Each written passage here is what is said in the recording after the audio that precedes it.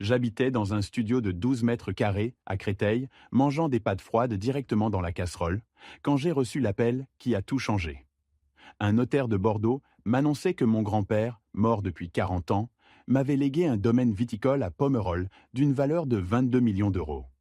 Je m'appelle Marc Beaumont, j'ai 46 ans. Et jusqu'à la semaine dernière, j'étais simplement un électricien de Maison Alfort qui travaillait sur des chantiers en région parisienne.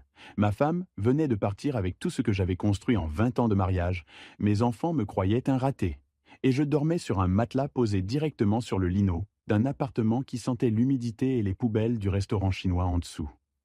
Mais ce coup de téléphone m'a révélé que toute ma vie avait été une mise en scène orchestrée par l'homme qui m'avait tout pris, que ma femme avait été placée dans mon existence il y a 23 ans, que le domaine viticole que ma famille possédait depuis 3 générations m'avait été volé par des gens que je croyais être de simples connaissances.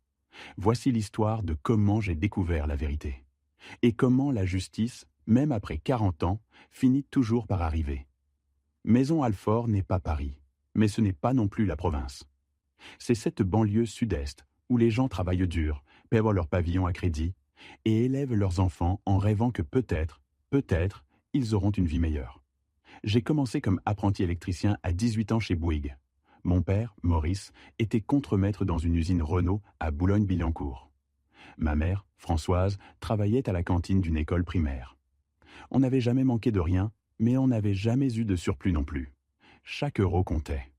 À 25 ans, j'ai obtenu mon diplôme d'électrotechnicien. À 28 ans, j'avais ma propre camionnette et suffisamment de clients pour arrêter de sous-traiter. Les chantiers s'enchaînaient.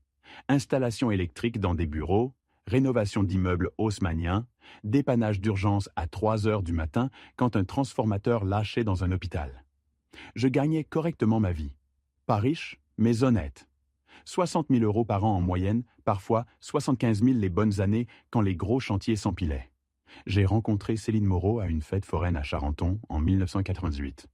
J'avais 23 ans, elle en avait 20. Des cheveux châtains qui tombaient sur ses épaules, un sourire qui m'a fait oublier mon nom, et cette façon qu'elle avait de rire en cachant sa bouche avec sa main. Elle travaillait comme assistante dentaire dans un cabinet rue de la Roquette, gagnait 1 200 euros par mois et rêvait d'avoir une maison avec un jardin. On s'est mariés en 2001 à la mairie de Maison Alfort. Réception au restaurant Le Petit Marguerite.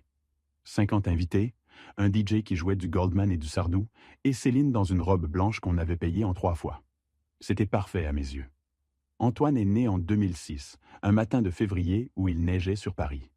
Margot est arrivée 3 ans plus tard, un été caniculaire où les maternités de l'AP-HP débordaient. J'ai tenu mes 2 enfants dans mes bras en me disant que j'allais leur donner tout ce que je n'avais jamais eu. La maison, on l'a achetée en 2008, juste avant la crise.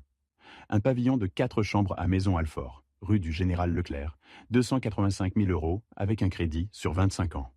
Céline a repeint toutes les pièces en jaune pâle. Elle disait que ça rendait la maison plus lumineuse. Elle avait raison. Mon grand-père Jean Beaumont est mort quand j'avais 6 ans, en 1985. Je me souviens à peine de lui. Un homme grand et sec qui sentait le tabac et le vin rouge, qui me donnait des pièces de 2 francs quand ma mère ne regardait pas. Mon père ne parlait jamais de lui, sauf pour dire qu'il avait mal fini sa vie et fait de mauvais choix. Quand je demandais ce que ça voulait dire, ma mère changeait de sujet. Les premières fissures dans notre mariage sont apparues en 2020, pendant le confinement. Céline s'est mise à passer des heures sur son téléphone, à se plaindre que la maison était trop petite, que notre vie était trop ordinaire. Elle a rejoint un club de lecture à Vincennes, puis un cours d'œnologie, puis des soirées réseau avec des entrepreneurs. C'est là qu'elle a rencontré Olivier Dufour. « C'est juste un ami qui m'initie au vin », disait-elle. « Il possède un domaine en Gironde. Il a des relations, Marc, des vraies relations. Peut-être qu'il pourrait t'aider à développer ton affaire. » Olivier avait 53 ans, portait des costumes de chez Arnis, conduisait une Mercedes classe S et possédait un domaine viticole à Pomerol d'une valeur de 40 millions d'euros selon les articles que Céline me montrait sur son iPad. Il venait à Paris 2 fois par mois pour rencontrer des distributeurs. Ces visites coïncidaient étrangement avec les soirs où Céline devait sortir avec les filles. Le jeudi 14 mars 2024. Cette date est gravée dans ma mémoire comme une cicatrice.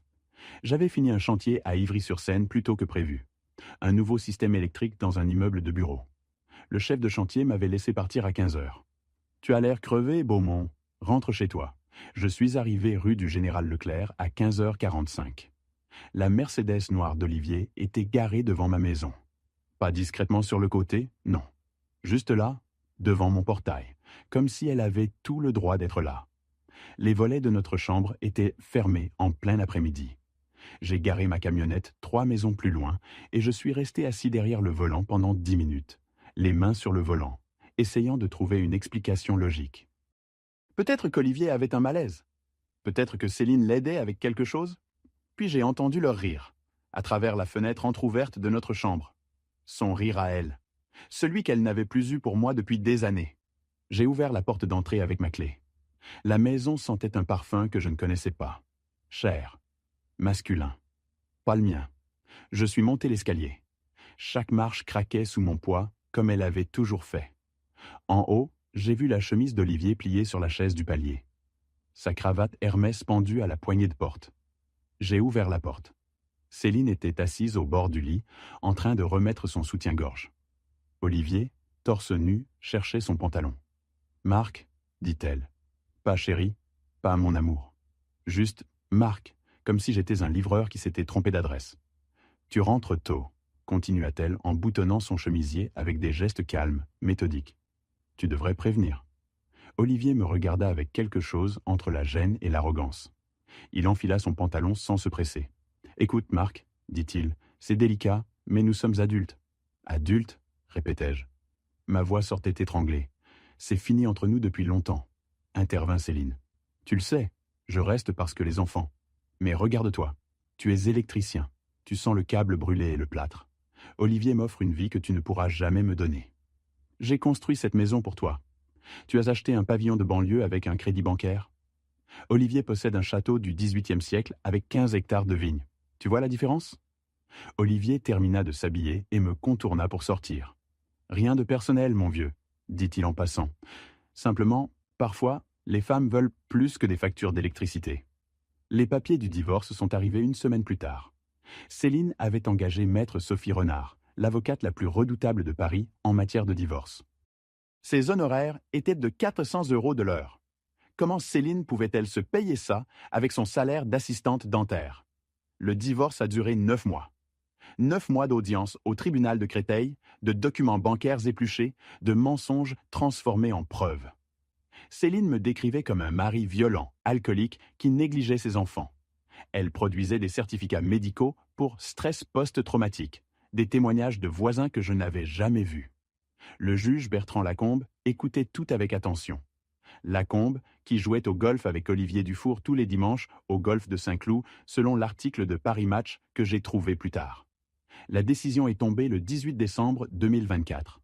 La maison, à Céline les économies, 87 000 €, 75% à Céline la garde des enfants, résidence principale chez la mère pension alimentaire, 1 800 € par mois.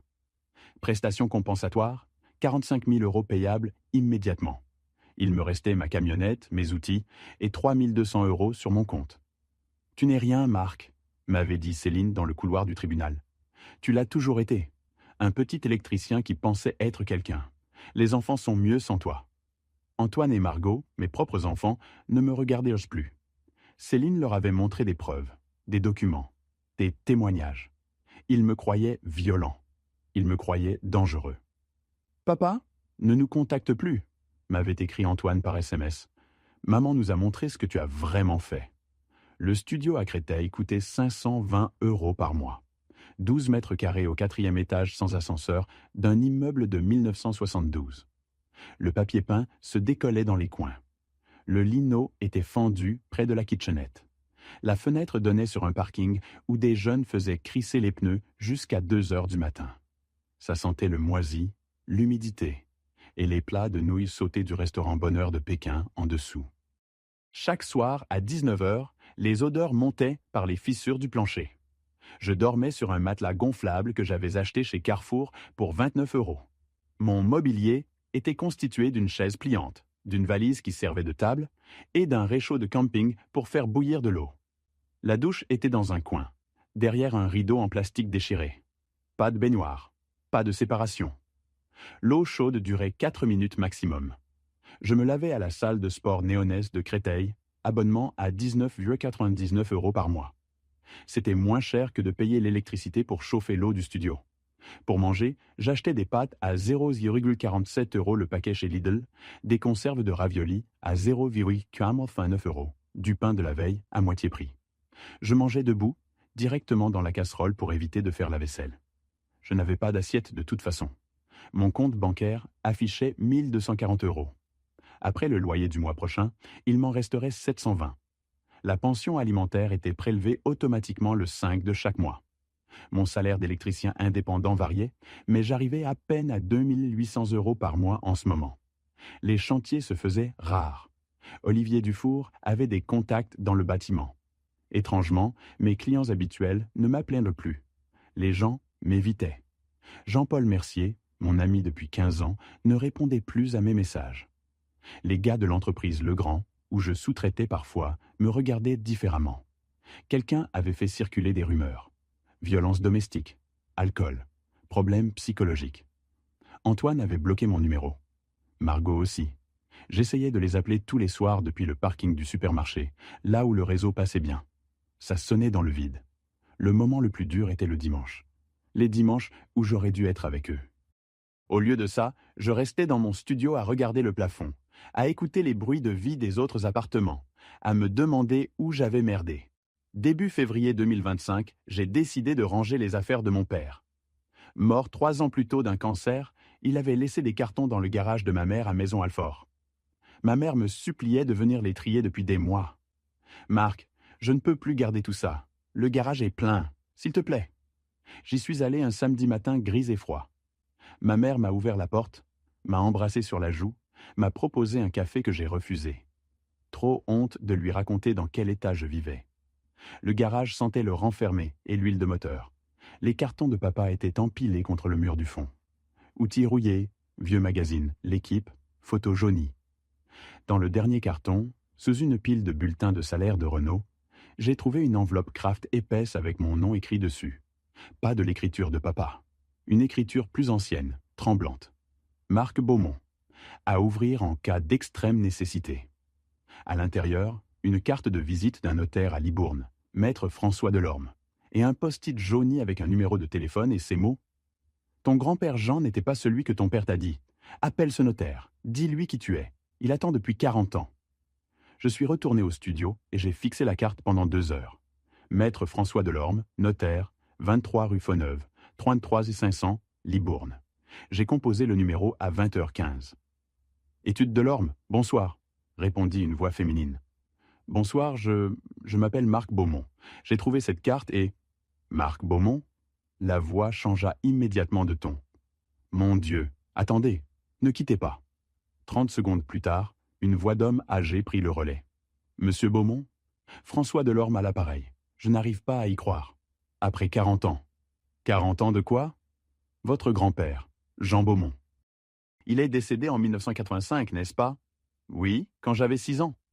Monsieur Beaumont, votre grand-père m'a mandaté en 1984 pour gérer une succession complexe.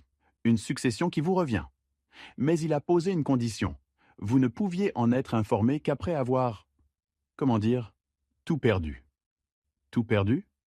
Ses mots exacts étaient « Quand mon petit-fils n'aura plus rien, quand il aura touché le fond, c'est là qu'il devra savoir. » Je ne comprends pas pourquoi il a dit ça, mais c'était sa volonté. Dites-moi, monsieur Beaumont, êtes-vous dans une situation difficile en ce moment? Je regardais autour de mon studio de 12 mètres carrés qui sentait les nouilles sauter. Oui, très difficile. Alors le moment est venu. Monsieur Beaumont, votre grand-père Jean était copropriétaire d'un domaine viticole à Pomerol, 15 hectares, château Beaumont-du-Four. Quand il est mort, sa part a été placée en fiducie pour vous. Cette part représente aujourd'hui une valeur estimée à 22 millions d'euros. Le téléphone glissa de ma main. Je le rattrapais de justesse. C'est impossible. Mon père m'a toujours dit que grand-père était ouvrier, qu'il n'avait rien. Votre père ne savait pas, ou ne voulait pas savoir. Monsieur Beaumont, pouvez-vous venir à Libourne? J'ai des documents à vous remettre. Des documents que votre grand-père a cachés pendant 40 ans. Et je crois que ce que vous allez découvrir va changer bien plus que votre situation financière. J'ai pris le TGV Paris-Bordeaux le lundi suivant. Billet de deuxième classe, 89 € que j'ai payé avec ma carte bleue en priant qu'elle ne soit pas refusée. 3 heures de trajet pendant lesquelles je n'ai pas pu dormir, relisant sans cesse la carte de visite du notaire. Libourne est une petite ville de 25 000 habitants sur la Dordogne, au cœur du vignoble bordelais. L'étude de Maître Delorme occupait un hôtel particulier du XVIIIe siècle rue Fonneuve, avec des volets bleus et une plaque en laiton poli. François Delorme avait 75 ans, des cheveux blancs soigneusement peignés et des lunettes demi-lune. Son bureau sentait le cuir ancien et le papier. Les murs étaient recouverts d'étagères chargées de dossiers reliés en cuir. « Monsieur Beaumont, dit-il en me serrant la main, asseyez-vous. Je vais vous raconter une histoire que très peu de gens connaissent. » Il ouvrit un dossier épais marqué « Beaumont Jean, succession 1985, confidentiel. Votre grand-père Jean Beaumont est né en 1928 à Pomerol. Sa famille possédait 7 hectares de vignes, pas énormes mais de très bonne qualité. En 1952, il s'est associé avec Henri Dufour, qui possédait 8 hectares adjacents. Ensemble, ils ont créé le château Beaumont-Dufour, 15 hectares sur un terroir exceptionnel. Du Pomerol, monsieur Beaumont, un des vins les plus prestigieux du monde. Il sortit des photos en noir et blanc. Mon grand-père jeune, souriant, debout devant un chai. À côté de lui, un homme plus petit, Henri Dufour. Les deux hommes ont travaillé ensemble pendant 30 ans. Le domaine a prospéré. Dans les années 1970, leur vin était coté 200 francs, la bouteille. Une fortune pour l'époque. Mais en 1983, quelque chose s'est passé. Delorme sortit un autre document, un rapport de police jauni. Henri Dufour est mort dans un accident de tracteur en octobre 1983, officiellement. Mais votre grand-père ne l'a jamais cru. Il m'a confié, juste avant sa propre mort en 1985, qu'Henri avait découvert que son fils Gérard détournait de l'argent du domaine. Henri voulait dénoncer son propre fils. Le lendemain, il était mort. Et mon grand-père? Jean était effondré. Mais il avait peur. Peur pour sa famille. Il est venu me voir en janvier 1985. Il était malade, il savait qu'il n'en avait plus pour longtemps. Il m'a donné ses documents. Delorme posa devant moi une liasse de papier. Acte de propriété, statut d'association et un testament holographe. Jean possédait 50% du domaine, légalement. Mais après la mort d'Henri, Gérard Dufour a fait disparaître les documents prouvant l'association. Il a déclaré aux autorités fiscales que Jean n'était qu'un simple employé, que le domaine appartenait entièrement au Dufour. Jean n'a pas pu se battre. Il était mourant. Et il avait peur que Gérard s'en prenne à votre père, à vous. Pourquoi ne rien dire? Parce qu'il était malin. Il m'a confié tous les documents originaux, toutes les preuves, et il a établi ce testament. À sa mort, ses parts seraient déplacées en fiducie pour son petit-fils, vous. Mais la fiducie ne s'activerait que sous 2 conditions. Première condition, vous deviez avoir au moins 45 ans. Deuxième condition, vous deviez être dans une situation de détresse totale. Ses mots exacts étaient « Quand Marc n'aura plus rien, quand tout lui aura été pris, alors il sera prêt à se battre comme je n'ai pas pu le faire. » Ma gorge se serra. Il savait que les Dufour ne lâcheraient pas, que d'une manière ou d'une autre, ils essaièrent de s'assurer qu'aucun héritier Beaumont ne réclame jamais rien. Jean voulait que vous soyez assez âgé, assez fort et assez désespéré pour accepter de tout risquer. Delorme sortit un dernier document, une lettre manuscrite. Il a écrit ceci pour vous. « Mon cher Marc, si tu lis cette lettre, c'est que tu as tout perdu. Je suis désolé. J'aurais voulu t'épargner ça, mais les Dufour sont comme des sangsues. Ils ne lâchent jamais. Ce domaine, c'est 15 hectares à Pomerol. C'est ton héritage. Ton vrai héritage. Pas l'argent. Le combat. La vérité. Je n'ai pas pu me battre. J'étais vieux, malade, et j'avais peur pour ton père et pour toi. Mais toi, tu es jeune. Tu es fort. Et maintenant que tu n'as plus rien à perdre non plus. Les Dufour ont volé notre domaine. Ils ont tué Henri. Je ne peux pas le prouver, mais je le sais. Et je sais qu'ils ne s'arrêteront pas. Ils observent, ils attendent, ils s'assurent qu'aucun Beaumont ne reviendra jamais. Maître Delorme a toutes les preuves, tous les documents. Fais-leur payer ce qu'ils nous ont fait.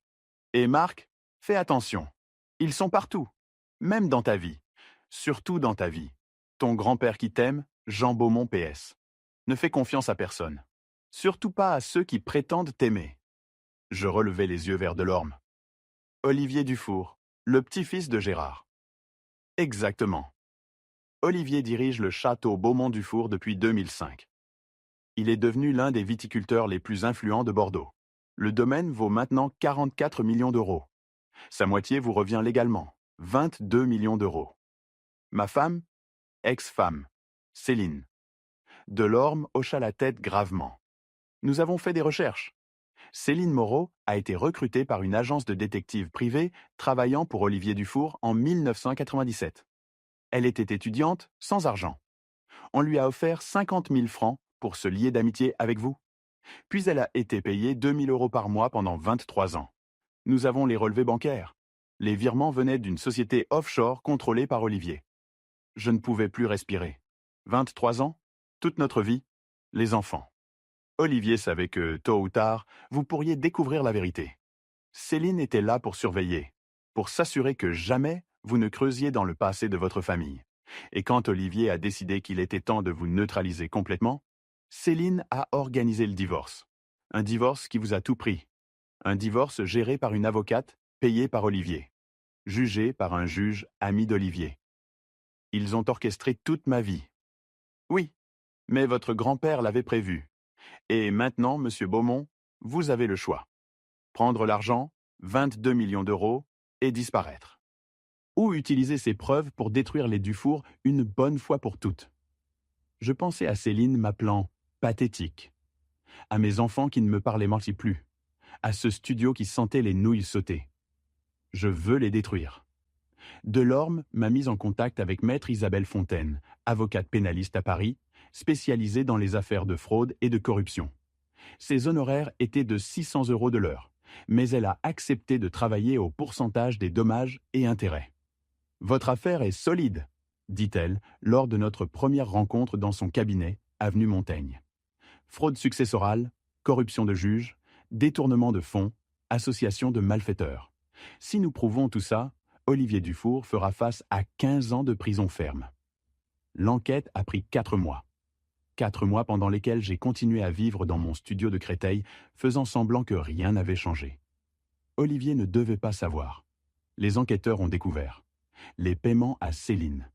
23 ans de virements mensuels, soit 552 000 euros au total. Les liens entre Olivier et le juge Lacombe. Virements déguisés en honoraires de conseil pour un total de 380 000 euros sur 10 ans. Les liens entre Olivier et mon ancien avocat de divorce, ils avaient étudié ensemble à Sciences Po et étaient copropriétaires d'un appartement à Deauville. Les preuves de l'accident d'Henri Dufour. Un témoin, maintenant âgé de 86 ans, avait vu Gérard Dufour couper les freins du tracteur la veille de l'accident. Mais le plus dévastateur, les documents prouvant qu'Olivier avait fait pression sur mes clients pour me ruiner professionnellement. Lettres, e-mails, coups de téléphone enregistrés. Le 15 juin 2025, la brigade financière a arrêté Olivier Dufour à son domaine de Pomerol, devant les vendangeurs qui préparaient la saison. Le même jour, Céline a été arrêtée à Maison-Alfort. Le même jour, le juge Lacombe a été suspendu et placé en garde à vue. J'ai reçu un appel de Céline ce soir-là. Je ne devais pas répondre. Maître Fontaine m'avait dit de ne parler à personne. Mais j'ai décroché. « Marc », sa voix tremblait. « Qu'est-ce que tu as fait ? La vérité, Céline, j'ai juste laissé la vérité sortir. Tu ne comprends pas. Olivier est puissant. Il va te détruire. Il m'a déjà détruit. Ou du moins, il a essayé. Mais tu sais quoi ? On ne peut pas détruire quelqu'un qui n'a déjà plus rien. Les enfants vont souffrir. Les enfants vont connaître la vérité. Ils vont savoir que leur mère a été payée pour mentir pendant 23 ans. Que toute leur vie était une mise en scène. Je t'aimais vraiment, tu sais. Au début, c'était juste de l'argent. Mais après, avec les années, je t'ai vraiment aimé.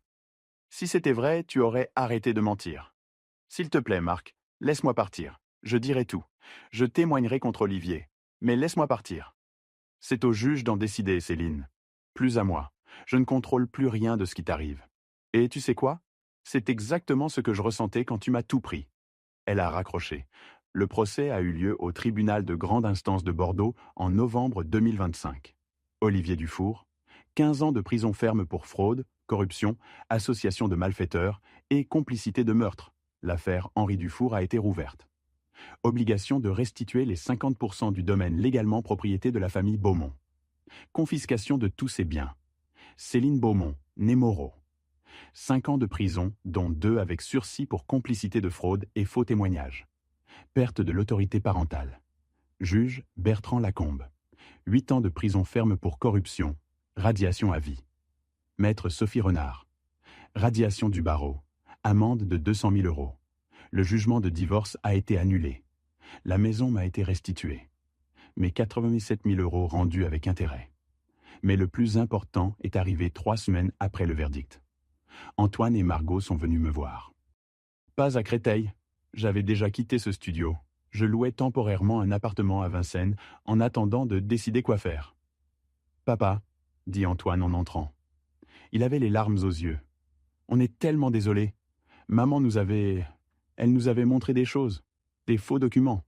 On pensait vraiment que... » Je l'ai serré dans mes bras. « Tu n'as rien à te pardonner. Tu étais manipulé. Vous l'étiez tous les deux. » Margot pleurait. « Est-ce que maman t'a vraiment jamais aimé ? » Je ne sais pas, ma chérie. Peut-être au début, non. Peut-être qu'avec le temps, oui. Les gens sont compliqués. Même ceux qui nous font du mal peuvent avoir des moments de sincérité.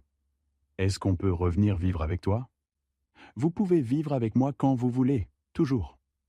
J'ai vendu ma part du domaine à un consortium viticole pour 24 millions d'euros. Je ne voulais pas gérer des vignes. Je ne connaissais rien au vin. Et surtout, je ne voulais pas de ce lieu chargé de douleur. Avec l'argent, j'ai acheté une maison confortable à Saint-Mandé. 4 chambres, un jardin, rien d'ostentatoire. Je voulais juste un endroit où mes enfants se sentent chez eux. Si cette histoire vous a touché, si vous vous êtes déjà senti trahi par ceux qui devraient vous protéger, si vous avez déjà pensé que vous aviez tout perdu pour découvrir que c'était le début de quelque chose de nouveau, aimez cette vidéo. Partagez-la avec quelqu'un qui a besoin d'entendre qu'on peut se relever. Commentez ci-dessous. Avez-vous déjà découvert une vérité cachée sur votre famille ? Comment avez-vous réagi ?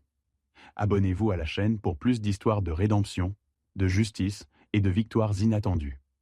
Merci de m'avoir écouté. Et souvenez-vous, parfois, perdre tout ce que vous avez est le seul moyen de découvrir qui vous êtes vraiment. La fortune n'est pas dans l'argent, elle est dans la vérité.